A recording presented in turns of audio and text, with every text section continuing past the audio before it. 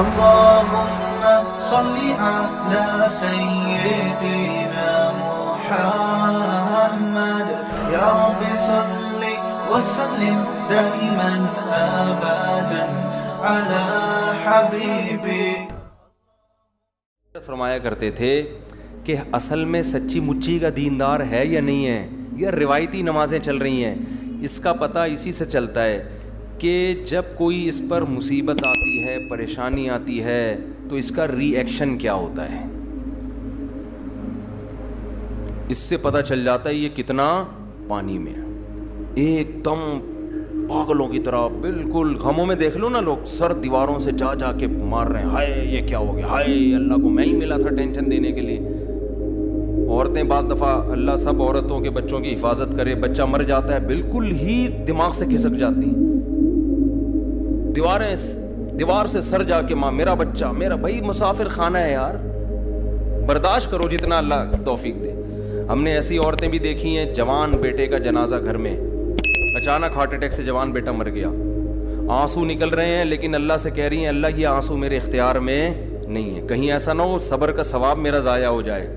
ایسی ہم نے اپنی زندگی میں دیکھی ہیں مائیں روتے ہوئے ڈر رہی ہیں، اللہ صبر کا ثواب تو نہیں ضائع ہو جائے گا اس سے. ان کو علماء مسئلہ بتا رہے نہیں جی رو لو اس سے ثواب ضائع نہیں ہوگا، لیکن چیخنا چلا کے رونا جائز نہیں ہے.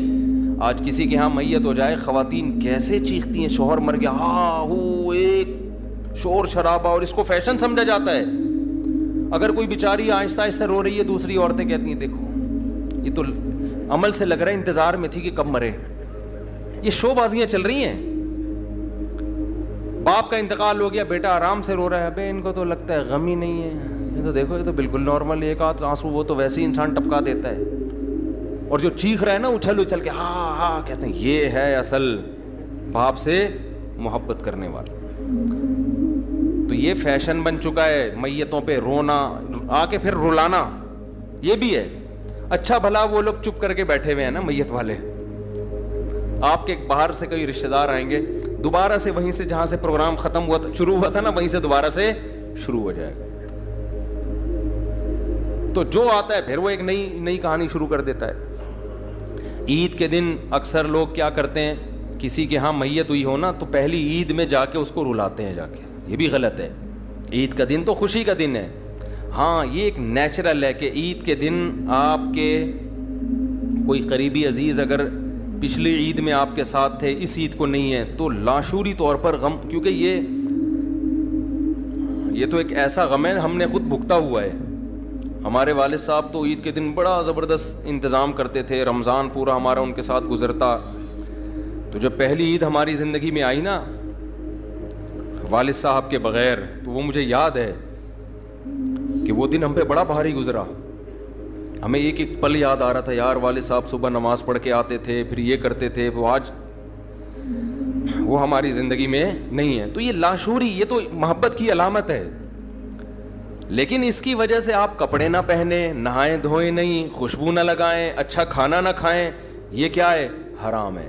جو غم نیچرل ہے وہ غم ہوگا، اور اس پہ اللہ خوش بھی ہوتا ہے. اگر اتنا بھی غم نہیں ہو رہا کہ آپ کی عید کے دن آپ کو اپنی ماں یاد ہی نہیں آ رہی، اور اپنا مرحوم آپ کو جو ہمیشہ عید آپ کے ساتھ منایا کرتے تھے، تو یہ تو اس کی علامت ہے آپ پتھر دل ہے نا. یہ تو اس کی علامت ہے آپ کا دل کیا ہے؟ پتھر کا ہے. تو جو غم خود بخود ہو رہا ہے وہ نیچرل ہے. سوچ کے اس غم منانے کی آپ کو عید کے دن اجازت نہیں ہے، کیونکہ غم کا دن نہیں ہے، یہ کس کا دن ہے؟ خوشی کا دن ہے. تو ہم سے میری زندگی میں، ہم لوگ کی زندگی میں تو بڑا غم کا دن تھا جو پہلی عید تھی، یعنی ایک غم ہو رہا تھا. لیکن ہم نہائے بھی، کپڑے بھی پہنے، عید کی نماز پڑھنے بھی گئے، مبارکباد بھی دی، جو اچھا کھانا گھر میں بن سکتا تھا. پہلے مائیں شیر بنایا کرتی تھیں بڑی زبردست، آج کل وہ بھی مارکیٹ سے شارٹ ہو گئی ہے. وہ شیر بھی مارکیٹ میں نہیں ہے آج کل. اتنا مزہ آتا تھا وہ عید کے دن شیر کے پیالے بنتے تھے، وہ بھی اب بندی لگی لگائی وہ شیر آ رہی ہے پیکنگ کی. خیر اب کیا دکھڑے لے کے بیٹھے ہم. تو جو خود بخود غم ہو رہا ہے وہ ٹھیک ہے. عید کے دن غم پراپر طریقے سے منانا یہ کیا ہے؟ یہ غلط ہے. اب رشتہ دار آ کے آپ کو چھیڑ رہے ہیں نا کہ رو، ٹھیک ہے نا، رو. تو یہ ٹھیک نہیں ہے. خیر میں کہاں سے کہاں بات چلی گئی. تو قرآن کہتا ہے اذا مسہ الشر جزوعا واذا مسہ الخیر منوعا. تو خوشی میں اترانا نہیں ہے. بہت پیسہ آ گیا, ابھی غریب تھے, اچانک پیسہ آ گیا تو بالکل کالر ہی نیچے نہیں ہو رہا. نیا نیا پیسہ آتا ہے نا آدمی کے پاس, شو مار رہا ہوتا ہے باتوں باتوں میں جا کے, تو پتہ چل جاتا ہے یہ اس کی اوقات تھی نہیں لیکن اس کے پاس آ گیا ہے. اچھا دوسروں کو جو چڑ ہوتی ہے نا, یہ بھی اس کی علامت ہے, یہ ان کی بھی اوقات ہے نہیں, وہ بھی چڑ کر رہے ہوتے ہیں. اس کی سائیکل پہ گھومتا تھا, لینڈ کروزر پہ گھوم رہا ہے. گھومنے تو لینڈ کروزر, ہیلی کاپٹر پہ گھوم جائے, تمہیں کیا مسئلہ ہو رہا ہے تمہارے ساتھ. خیر تو قرآن کیا کہتا ہے, جلدی سے یہ آیت میں مکمل کر لوں نا جو آج ہم نے پڑھی ہے. الا المصلین, تو ایمان کی پہلی علامت قرآن کیا بیان کرتا ہے, جیسے بخار ہوگا تو ماتھا لازمی گرم ہوگا, ایسا ہو نہیں سکتا کہ ماتھا گرم نہ ہو, لیکن یہ ضروری نہیں ہے کہ ماتھا گرم ہو اور بخار بھی ہو. تو ایمان ہوگا تو لازمی نمازی ہوگا, لیکن نمازی ہے اور ایمان بھی ہے یہ ضروری نہیں ہے. نہیں آ رہی بات سمجھ میں. ہم اگر نماز پڑھتے ہیں تو ہمارا ایمان بھی کامل ہے, ضروری نہیں ہے, لیکن ایسا نہیں ہو سکتا کہ ایمان کامل ہو اور نماز ہماری زندگی سے شارٹ ہو, یہ نہیں ہو سکتا. آگے بھی جتنی علامتیں اس میں بھی ہے.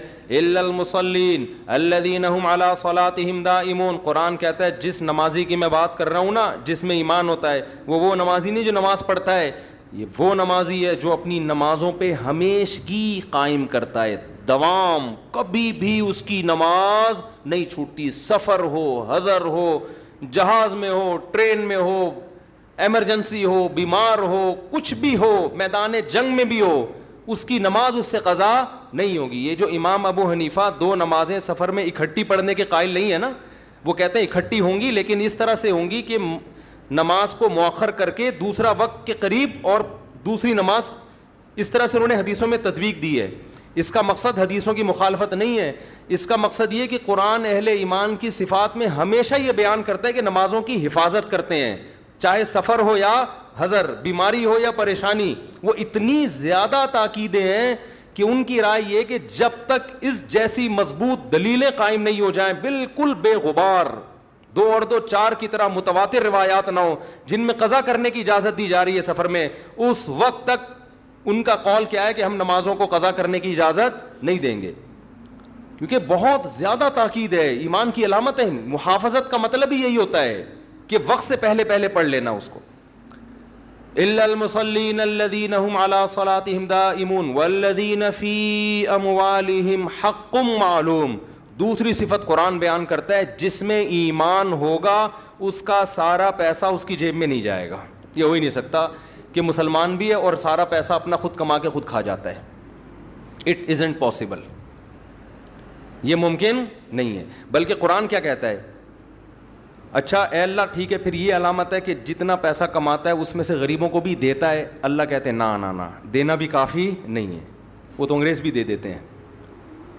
کہتے ہیں حق للسائل والمحروم, ان کے مال میں جو مستحق بھکاری ہیں اور جو محروم لوگ ہیں ان کا پراپر حصہ ہوتا ہے. حق کا مطلب لازمی, یہ سمجھتے ہیں یہ تو لازمی دینا, یہ ہمارا ہے ہی نہیں, یہ تو اللہ نے ہمیں زیادہ ایکسٹرا اس لیے دیا ہے تاکہ ہم ان کو دیں. تو اللہ ڈائریکٹ ان کو دینے کے بجائے ہمارے ذریعے سے دلوا رہا ہے, یہ انہی کا ہے.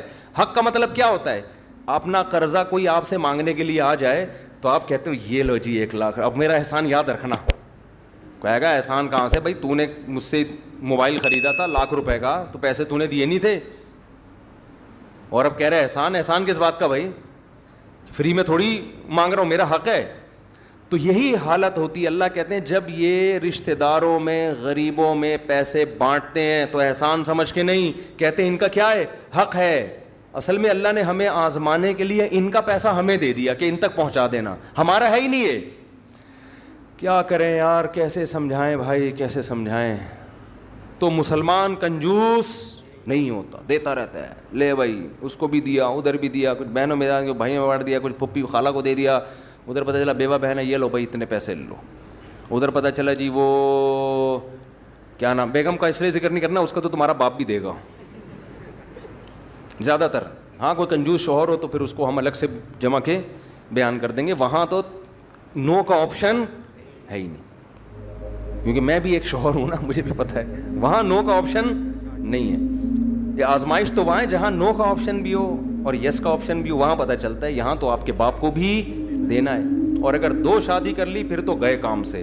یہاں تو یہ ہو نو کا ہے ہی نہیں آپشن. آپ نے جس دن کہا 5-6 کے بجائے 5 انڈے آئیں گے, 6 کی طاقت نہیں ہے, پھر دوسری کی کیوں جب پیسے نہیں تھے؟ جب پیسے نہیں تھے, جب ایک کے حقوق ادا نہیں ہو رہے تو دوسری کی کیوں؟ تو یہاں تو پھر اور مسئلے ہیں. پھر بھی کرو ایسی کی تیسی, اللہ 6 انڈوں کی پیسے دے دے گا انشاءاللہ. ٹھیک ہے نا. خواتین خوش ہو جاتی ہیں بھی ہمارے فیور میں جا رہا ہے, اچانک پھر میں ٹرن مارتا ہوں. تو لیکن اگر کوئی کنجوس آدمی ہے تو اپنی بیوی پہ بھی میرے بھائی دل کھول کے خرچ کرے, کیونکہ نبی صلی اللہ علیہ وسلم نے فرمایا سب سے افضل صدقہ وہ ہے جو اپنی زوجہ کو کھلاتے ہو, اس لیے کہ وہ بھی کسی کی بیٹی ہے, گھر بار چھوڑ کے تمہارے گھر میں آئی ہے, اور تم بھی تو چاہتے ہو نا تمہارا داماد تمہاری بیٹی کو کھلایا کرے, یا وہ ترسا کے دے اس کو. تم جیسے چاہتے ہو تو اپنی بیوی کو بھی کھل کے کھلایا کرو. یہ رواج ڈالو. مرد کھلاتا ہوا اچھا لگتا ہے, لیکن عورتیں کھاتی بھی اچھی نہیں لگتی کیونکہ وزن بڑھ جاتا ہے ان کا. تو کہاں سے کہاں بات چلی گئی یار, ایک تو کیا بات ہوئی تھی. تو قرآن کہتا ہے کہ ان کے مال میں حق ہے, بھکاریوں کا بھی حق اور محروم کا بھی حق ہے. بھکاری سے مراد پروفیشنل بھکاری نہیں ہے, خوب سمجھ لیں, جو واقعی مجبور ہو, بیچارہ مجبوری میں مانگ رہا ہو آپ سے آ کے. وفی اموالہم حق للسائل والمحروم والذین, وہ کیا ہے بھائی آج ہی پڑھی ہے ہم نے, والذین هم علی صلاتہم دائمون والذین هم لفروجہم حافظون. اللہ فرماتے ہیں کہ جو ایمان کی جو علامتیں ہم بیان کر رہے ہیں کہ جن لوگوں میں صبر ہوتا ہے, جو ایک ٹینشن نہیں لیتے اور سخاوت ہوتی ہے, ان کی ایک تیسری علامت کیا ہے کہ وہ اپنی شرمگاہ کی حفاظت کرتے ہیں. الا علی ازواجہم او ما ملکت ایمانہم, سوائے اپنی بیوی اور باندیوں کا آج کل کوئی تصور نہیں ہے, بالکل بھی فری ہونے کی کوشش نہ کریں. بہت سے لوگ ہیلے بہانے کر کے یار اگر ہم جنگ میں کسی عورت کو قید کر کے لے آئے تو باندی بن جائے گی. اب نہیں بن سکتی, کیونکہ باندی بنانے کے لیے میں نے اس پہ بڑی تحقیقی ایک مقالہ لکھا تھا, عربی میں ہے وہ, اردو میں نہیں ہے. تو وہ عربی میں ہم نے 2006 میں نا یہ بڑی بحث چلی تھی, باندیاں آج کے دور میں جائز ہیں یا نہیں بنانا. 2005 یا 4 میں ایک مقالہ میں جامع رشید میں پڑھا ہوا ہوگا وہ. تو اس میں فقہائے کرام نے یہ بات لکھی ہے کہ یہ تملک بالقہر, یعنی قہر سے, غلبے سے آپ جو مالک بنتے ہیں, اس میں بہت ساری شرطیں ہیں. اس میں ایک بہت اہم ترین شرط یہ ہے کہ کفار تملک بالقہر کو جائز بھی سمجھتے ہوں, یعنی کوئی ایگریمنٹ نہ ہو آپس میں. ان کے ہاں یہ ہو, یہ دنیا میں یہ رائج ہو, سمجھ رہے ہو, اور آج دنیا میں یہ رائج نہیں ہے, یہ غیر قانونی سمجھا جاتا ہے. پوری دنیا کا ایگریمنٹ ہو گیا ہے کہ کوئی کسی کو غلام نہیں بنا سکتا. تو اسلام میں غلام بنانا فرض نہیں ہے, سمجھتے ہو. پہلے تو یہ تھا کہ یہ غلام بن گئے تو یہ وہ لے گئے, یہ انہوں نے ان کے بندوں کو لے لیا, تو اب یہ ایگریمنٹ ہو چکا ہے کہ ایک دوسرے کو غلام نہیں بنائیں گے. تو غلام بنانا فرض نہیں ہے اسلام میں, اجازت تھی اس کی, اور حکمتیں کیا تھیں, مصلحتیں کیا تھیں, یہ بھی ٹاپک نہیں ہے, اس میں بڑی مصلحتیں تھیں. اب اگر یہ چیز پوری دنیا میں ایک لا بن چکا ہے, تمام ملکوں نے اس کو تسلیم کر لیا ہے, تو اب یہ اللیگل ہے, اب یہ غیر قانونی ہے. اب اگر کسی نے کیا تو وہ باندی بنے گی نہیں, سمجھتے ہو, اب وہ زنا کہلائے گا. سمجھتے ہو بات کو کہ نہیں سمجھتے ہو؟ بعض لوگ کہتے ہیں کہ اسلام میں ایک چیز جائز تھی تو کون پابندی لگا سکتے, اسلام میں فرض واجب نہیں تھی.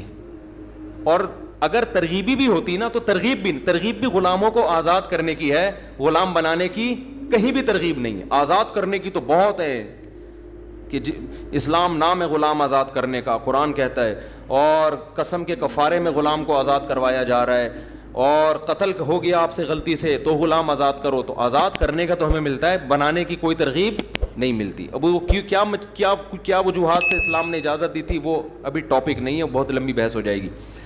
تو اب یہ ممکن نہیں, اب آپ کے پاس بیوی کے علاوہ کوئی اور آپشن نہیں ہے. تو اس میں انٹرنیٹ پر فحش فلمیں دیکھنا بھی آ گیا, ہینڈ پریکٹس بھی آ گیا, اور پتہ نہیں کیا کیا بےہودگی معاشرے میں رائج ہو رہی ہے. تو عورت سوائے اپنے شوہر کے اور شوہر سوائے اپنی بیوی کے, ان کے علاوہ کسی اور سے اس قسم کا کوئی ریلیشن قائم کرنا یا کوئی انسٹرومنٹ وغیرہ بےہودگی, یہ بھی آج کل بہت چل پڑی ہے.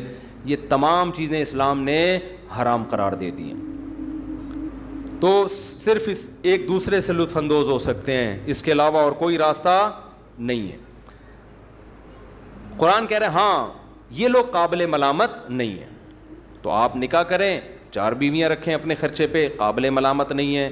اور اگر برے راستے کی طرف گئے تو یہ قابل ملامت ہے. اور پھر قرآن کہتا ہے فمن ابتغى وراء ذلك فاولئك هم العادون والذین هم لاماناتهم وعهدهم راعون. موسٹ امپورٹنٹ شرط اللہ کہتے ہیں جو میں نے بتایا نا, ایمان والے صبر بھی کرتے ہیں, تو ان کی ایک اور لازمی علامت کہ جہاں ایمان ہوگا یہ چیز لازمی ہوگی, یہ اپنی امانتوں اور معاہدوں کی پابندی کرتے ہیں. زبان کے کیا ہوتے ہیں؟ 1 نمبر, گولی باز نہیں ہوتے. یہ چیز بھی آج کیا چل رہی ہے؟ شارٹ. داڑھی والا بھی ٹوپی کرا رہا ہوگا, نمازی بھی کرا رہا ہوگا, اور آپ کسی سے کوئی وعدہ کر لیں کہ میں تمہیں اتنے دن کے بعد پیسے دے دوں گا, سوال ہی پیدا نہیں ہوتی آپ دے دیں. آپ نے جب کرائے مالک مکان سے ایگریمنٹ کیا, اکثر ایگریمنٹ ہوتا ہے کم از کم 5 تاریخ تک کرایہ مل جانا چاہیے. میرا خیال ہے 99% لوگ 5 تاریخ تک کرایہ نہیں دیتے, پاکستان میں تو نہیں دیتے. مالک مکان فون کرتا ہے, سائلنٹ پہ رکھ لیا فون, نمبر آف کر دیا, اٹھا نہیں رہے, 10 15 دن. بھائی بول دیا نا جب پیسے آئیں گے تو دے دوں گا, کہ بھاگے جا رہا ہوں میں. سوال پیدا ہو رہا ہے کہ وہ آپ کو یاد دلا کیوں رہا ہے؟ ایگریمنٹ آپ نے کیا تھا, جب اس نے گھر آپ کو دے دیا. میں اکثر کرایہ داروں کے حقوق پر بیان نہیں کرتا, مالک مکانوں کے حقوق پر بیان کرتا ہوں, حالانکہ میں خود کرایہ دار ہوں, مالک مکان نہیں ہوں. نہیں یہی بات. اکثر لوگ نا لینڈ لارڈ کو ظالم سمجھتے ہیں. اس کی میں ایک مثال دیتا ہوں. جس کو بھی لوگ دیکھتے ہیں نا کہ وہ خوشحال ہے, اس کو مظلوم سمجھتے ہیں, اس کو ظالم سمجھتے ہیں, اور جس کو سمجھتے ہیں قسم پرسی میں غربت میں, اس کو ہمیشہ مظلوم سمجھتے ہیں. یہ ہماری قوم کی نیچر ہے. ایک مثال دیتا ہوں. بائک والا جب بھی ٹکرا کے نہ گرے گا, چاہے خود سے جان کر غلطی کر رہا ہو, آ رہا ہے بیچ روڈ پہ زگ زیگ چلاتے ہوئے, ٹرک کے بیچ میں آ کے دھاڑ گڑ کے مار دی, پٹے گا کون؟ ٹرک والا, جس کا اتنا سا بھی قصور نہیں ہوگا. آپ دیکھ لو بائکوں والوں کو کیسے چلا رہے ہوتے ہیں, بیچ روڈ پہ اپنی بیوی, بچے, اماں, چاچی, مامی, اور پھر اگلے بچے وہ ادھر ٹینکی پہ, اور بیچ روڈ پہ چلا رہا ہے. تو سائڈ پہ نہیں چلا سکتا اتنے خاندان کو لے کے؟ مجھے تو غصہ آتا ہے نا. تو پھر ہارن دے رہے, ہٹ نہیں رہا. پھر آپ جب سائڈ سے نکال رہے ہیں تو ہارن دے کے اور اسی سائڈ پہ آ گیا, بجائے ادھر آ گیا آپ کے نیچے. بیچاری کوئی خاتون تھیں, وہ بھی نیچے پڑی ہوئی ہیں, بچے بھی پڑے ہوئے ہیں. پٹ کون رہا ہے؟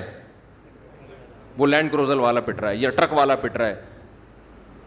رکشا جب بھی ایکسیڈنٹ ہوگا, رکشے والے کو کوئی کچھ بھی, یہ نیچر ہے لوگوں کی.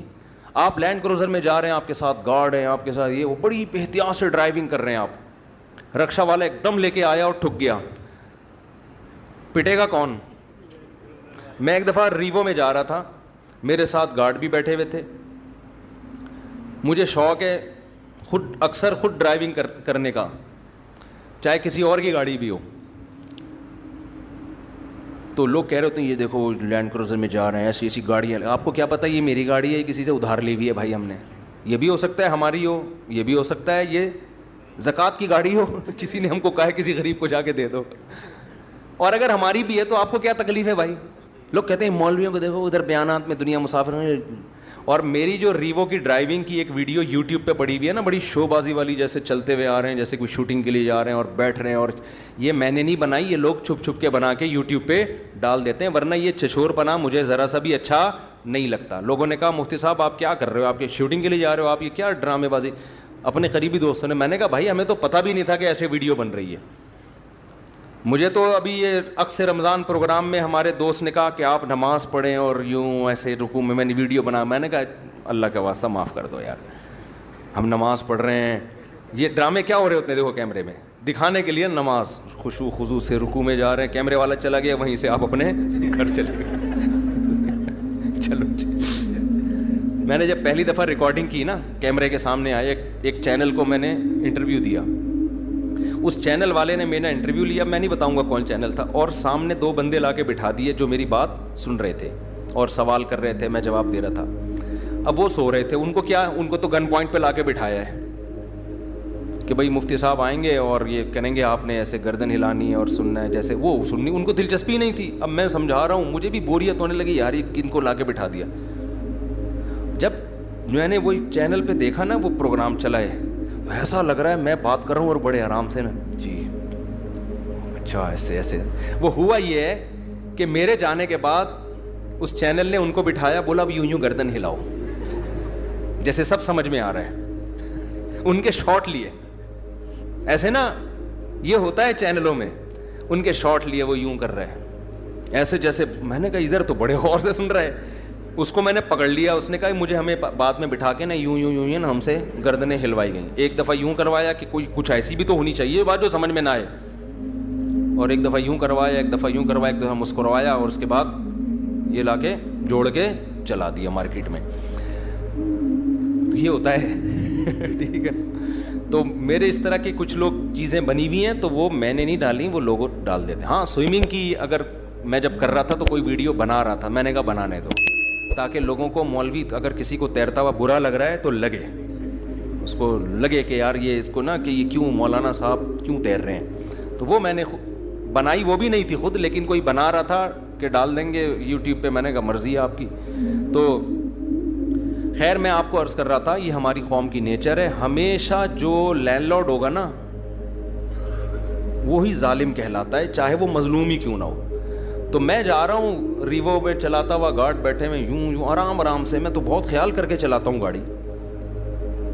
وہ ایک بائک والا وہی یوں زک زک ایسے کرتا کرتا بڑی مشکل سے بچا, الحمدللہ بچ گیا وہ. لیکن اللہ کی قدرت کے آگے جا کے وہ سلپ ہو گیا. نہ میری گاڑی سے ٹچ ہوا ہے, نہ میں نے اس کو ٹکر ماری, وہ سلپ ہو گیا. پیچھے سے 2-3 بائکوں والے آئے بھاگتے ہوئے نا مجھے پکڑنے کے لیے کہ اس نے مارا. خام خامے کوئی آپ کے پاس ثبوت نہیں ہے کہ یہ گرا کیوں ہے. اچھا وہ اس کو بہت زیادہ کوئی چوٹیں بھی نہیں لگی تھیں, اپنی حماقت سے گرا ہے وہ. تو بائکوں پہ نا آ گئے, اب جیسے ہی قریب آئے وہ روکو گاڑی, پیچھے سے آوازیں دے رہے ہیں. میں نے آہستہ کر لی, قریب آ کے کھڑے ہو کے دیکھا کہ میں ہوں, مجھے پہچان گئے وہ. اب نہ وہ جو ان کا غصہ تھا, اب وہ سمجھ میں نہیں آ رہا ہم غصہ نکالیں تو کیسے نکالیں, بیان آ جائے گا ہمارے خلاف, اور اگر نہیں نکالیں تو ایک دم غصہ پینا بھی بہت مشکل کام ہوتا ہے نا. تو وہ بیچ کی کنڈیشن میں تھے. مفتی صاحب وہ خیریت, وہ بائک والا. میں نے کہا میں نے نہیں مارا بھائی, جا کے دیکھ لو آپ, میرا اس سے کوئی تعلق نہیں ہے, نہ ٹچ ہوا ہے, گاڑی پہ کوئی نشان دیکھ لو. کہنا اچھا جی السلام علیکم. میں نے کہا اگر ہم مفتی صاحب نہ ہوتے تو آج طبیعت سے پٹ چکے ہوتے. صحیح بات. اور پیچھے یہ گارڈ وارڈ بھی بیٹھے ہوئے تھے, اس لیے وہ اس سے بھی تھوڑا ڈر گئے, ورنہ آج مفتی صاحب کے 2-4 پرزے مارکیٹ سے شارٹ ہونے تھے. گھر آتے ٹنڈے پنڈے بنے ہوئے ہوتے, اور اللہ گاڑی کو آگ لگی ہوئی ہوتی ہے, پتہ نہیں کیا ہوتا. اور وہ تو چلو بچ گیا, اگر وہ مر جاتا تو کیا ہوتا, FIR کٹ جاتی ہیں. تو خدا کے بندو ہوش کے ناخن لیا کرو, دیکھا کرو غلطی کس کی ہے. تو اسی طرح کرایہ دار نا گھننے بن جاتے ہیں, اور آ کے یہ دیکھو اتنا ظالم مالک مکان ہے, کلر کر کے نہیں دیتا, نل کے ٹھیک نہیں کرتا. تم ہر 2 دن کے بعد نلکوں کی تم نے واٹ لگائی ہوئی ہوتی ہے یار. اپنے گھر کے نل کے تم کیسے استعمال کرتے ہو, کرایہ دار کے نل کے کیسے, دیواروں کی واٹ لگا دیتے ہیں کرایہ دار. آپ پورا کلر کر کے دو, حشر دیکھو 2 دن میں کیا کر کے دیتے ہیں اس کا. تو اس لیے میرا تو نظریہ ہے دو ہی نہیں کرائے پہ گھر. اتنا تم کرایہ نہیں لوگے جتنی تمہارے گھر کی ریپیئرنگ میں خرچہ آ جائے گا. لیکن بہرحال مجبوری ہوتی ہے لوگوں کی. تو اب جب کرایہ دار کو گھر دے دیا ہے تو بھائی آپ کا ایگریمنٹ ہوا ہے 5 تاریخ کا, آپ کیا کرو احتیاطاً 1 تاریخ کو دے دو. آپ اچھا امیج اپنا قائم کرو. آئندہ کہیں جاؤ نا, کرایہ دار مالک مکان رو رہا ہو یار اتنا اچھا کرایہ دار تھا, یہ مجھ سے روٹھ کے نہ جائے. میں اپنی تعریفیں کرتا نہیں ہوں لیکن آج کل بہت کرنے لگا ہوں الحمدللہ. میں جب بھی کوئی کرایہ کا گھر خالی کرتا ہوں تو مالک مکان کو اب تک کی رپورٹ کے مطابق خوشی ہوئی نہیں ہے. ان کو ڈر ہوتا ہے کوئی دوسرا بندہ آ کے پتہ نہیں کرایہ کھا جائے, کیا کر لے. اور میں ایسا بھی کر لیتا ہوں, اگر میرے پاس پیسے زیادہ آ گئے تو میں 2 مہینے کا ایڈوانس میں دے دیتا ہوں کرایہ, کہ یار ہماری جان چھوٹے گی یار, 3 مہینے کا لے لو, 4 مہینے کا, جان چھوٹ جائے ہماری, کیونکہ ہم نے دینے تو ہیں, آج نہیں تو کل دینے. لیکن آپ اتنے نیک نہ بنیں, آپ ٹائم پہ دے دیا کریں بس. تو قرآن کیا کہہ رہا ہے, والذین هم لاماناتہم وعہدہم راعون. لوگ کہتے ہیں مفتی صاحب ادھر ادھر کی باتیں بہت کرتے ہیں. میں اگر ان آیتوں کو آج کے حالات کے لحاظ سے ڈیفائن نہ کروں تو یہ آیتوں تو 1400 سال سے پڑھی جا رہی ہیں, آپ بھی سن رہے ہوگے. جب تک آج کے حالات پہ فٹ نہیں کریں گے تو سمجھ میں آئیں گی نہیں. یہ مثالیں ادھر ادھر کی نہیں ہوتی, یہ قرآن کو سمجھانے کے لیے ہوتی ہیں. تو قرآن کہہ رہا ہے والذین هم لاماناتہم وعہدہم راعون, ایگریمنٹ کی کیا کرتے ہیں, پابندی. والذین هم لاماناتہم وعہدہم راعون والذین هم علی صلاتہم, یہی ہے نا, وعہدہم راعون والذین هم بشہاداتہم قائمون, سچی شہادت دیتے ہیں چاہے آپ کے خلاف ہو, چاہے آپ کے ماں باپ ہی کے خلاف کیوں نہ ہو. دیکھو قرآن کہہ رہا ہے حق بولو چاہے تمہارے باپ اور ماں کے خلاف کیس جا رہا ہو.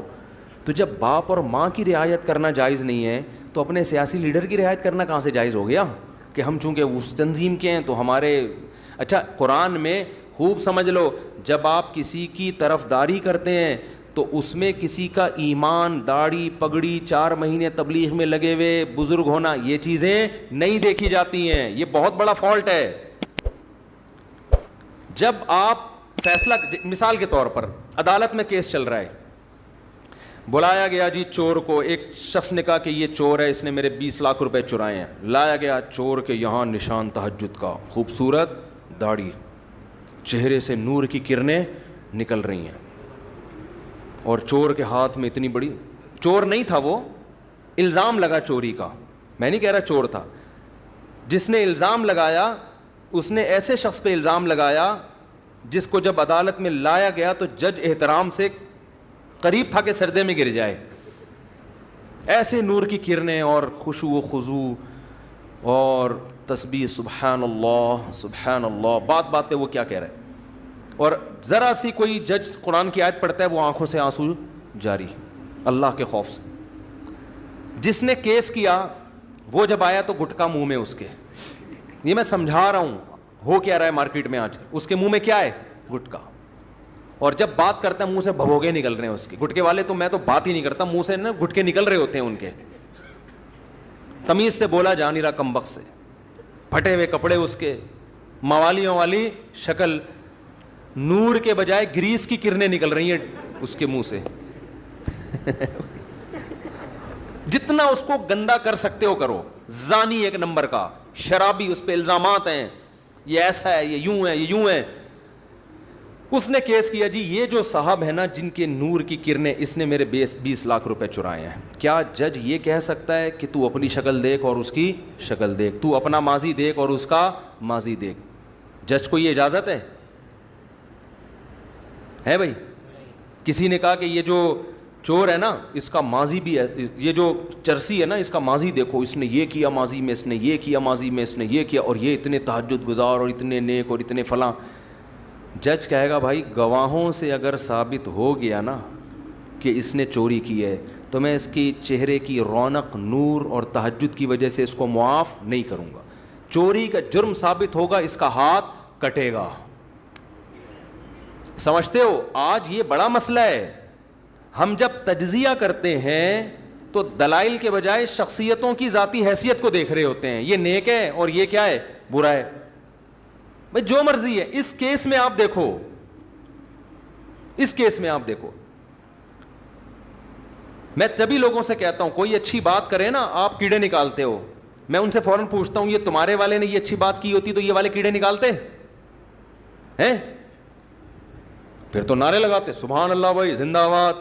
دوسرا والا کر رہا ہے تو اس کی چونکہ شکل پہ نور نہیں ہے, فار ایگزامپل گٹکا رکھا ہوا ہے اس نے منہ میں, اب اس کی تعویل کی جا رہی ہے. اس سے قرائن تو ہوتے ہیں کچھ قرائن کہ بھائی یہ یعنی قرینہ الگ چیز ہوتی ہے, دلیل الگ. جب کوئی جزم سے فیصلہ کیا جاتا ہے تو قرائن کی بیس پر نہیں بلکہ دلائل کی بیس پہ. قرائن تو ہوتے ہیں کہ یار یہ اتنے بڑے بزرگ چوری کر کے ایسے کر سکتے ہیں یار, اتنے نیک, اتنے نور کی کرنیں. تو ہو سکتا ہے جج گواہی کا معیار تھوڑا سخت کر دے, اتنی جلدی قبول نہ کرے اس دعوے کو, معیار سخت کر دے گا, لیکن کیس بری کر دینا کہ یہ چل بے نکل یہاں سے, چرسی بڑا آیا, الزام لگاتا ہے. پھر جب الزام اگر ثابت ہو جائے گا نا کہ اس نے 20 لاکھ روپے کھائے ہیں تو پھر جج کیا فیصلہ کرے گا, اس کمبخت نے داڑھی رکھی اس لیے تاکہ لوگوں کے پیسے کھائے. یہ چہرے پہ کریمیں لگا لگا کے نور پیدا ہی کمبخت نے اس لیے کیا ہے اس نور کو کیش کرائے, اور یہ سیدھا سادہ چرسی موالی جو جیسا اندر سے ویسا باہر سے, یہی کہیں گے نا لوگ. تو اب چرس پینا نہ شروع کر دیں, داڑھی رکھنا لازمی ہے, فرض ہے. اچھے اعمال کرتا ہے تو اللہ کی طرف سے چہرے پہ نور بھی آتا ہے. تو ایسا نہ ہو کوئی نور والا نظر آ رہا ہو تو میرے بیان اس پہ فٹ کرنا شروع کر دیں, تیرے بارے میں کہا ہے. یہ کوئی داڑھی والا نظر آئے, مفتی صاحب تیرے بارے میں کہہ رہے تھے. میں کسی کے بارے میں نہیں کہہ رہا, میں اصول سمجھا رہا ہوں قرآن کا, کہ قرآن کہہ رہا ہے کہ حق بات کرو چاہے تمہارے ماں باپ کو جیل ہو جائے. یعنی اگر ماں باپ کے خلاف کسی نے کیس کیا ہے اور اس میں جس نے دعویٰ کیا وہ برحق ہے تو ماں باپ کے خلاف بھی گواہی دینی پڑے, دو. تو جب آپ کے ماں باپ کو قرآن نہیں بخش رہا تو آپ کے تنظیم کے لیڈر کو کہاں سے بخشے گا قرآن؟ کیا آپ صرف اپنے لیڈر کی حمایت اس لیے کر رہے ہیں, اس کی غلطیوں کو بھی صحیح کر رہے ہیں کہ وہ میرا لیڈر ہے؟ یہ نہیں ہوتا. تبھی تو میں کہہ رہا ہوں اتنا کرو قیامت میں ایفورڈ کر سکو. یہ میرا ملفوظ بہت چل پڑا ہے مارکیٹ میں, اتنا دفاع کرو اور اتنا دوسرے پہ الزام لگو, جتنا کیا کر سکتے ہو ایفورڈ کر سکتے. دیکھو ہم نے ایسا الزام کسی پہ لگایا ہی نہیں. ہم نے کہا ہو سکتا ہے بھائی یہ والی حکومت بہت اچھی ہو, کیا خیال ہے؟ اس لیے کہ اگر اچھی نکلی تو ہم تو چوڑے میں آ جائیں گے, کہیں گے آپ کہہ رہے تھے ناکام ہے اور یہ تو پہلے سے زیادہ. تو ہم نے کہا بھائی ہم یہ تجزیہ ہی نہ کرو, چپ کر کے آرام سے بیٹھے رہو, اتنا آگے نہ جاؤ کہ واپسی کا دروازہ آپ کے لیے بند ہو جائے. تو باقی میری ذاتی رائے کیا وہ میں یہاں نہیں بتاتا. چلو آگے بھائی ہم جلدی سے اس کو ختم کریں. پھر آگے قرآن کہتا ہے والذین هم بشہاداتہم قائمون والذین هم علی صلاتہم یحافظون. نماز سے شروع کیا اور دوبارہ نماز پہ ختم. پھر اللہ کہتے ہیں ان میں سب سے پہلی علامت ہے کہ اپنی نمازوں کی حفاظت کرتے ہیں, قضا ہونے سے بچاتے ہیں اس کو.